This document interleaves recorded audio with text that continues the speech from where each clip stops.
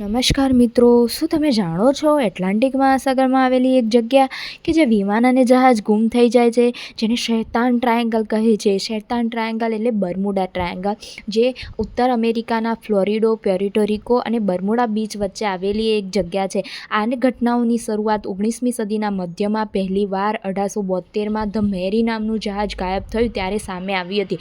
બીજી એક ઘટના 5 ડિસેમ્બર 1945માં અમેરિકાના ફાઇવ ફાઇટર જહાજ ગુમ થયા એ ઘટના સામે આવી હતી.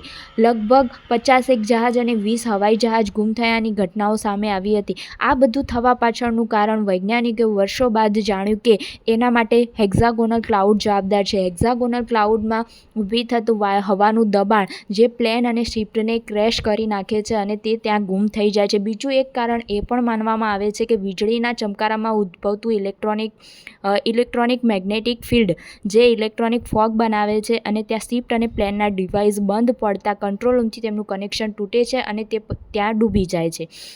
ત્રીજું કારણ એવું પણ માનવામાં આવે છે કે વોલ્કેનોઝમાંથી નીકળતો મિથેન ગેસ જે પાણીની ડેન્સિટીને ઘટાડે છે, પરિણામે શિપ ત્યાં આવે છે તે ડૂબી જાય છે. આ વીજ રહસ્યમય અને ઐતિહાસિક ઘટનાઓ વિશે જાણવા માંગતા હો તો મારી ચેનલને લાઇક, શેર અને સબસ્ક્રાઈબ કરો.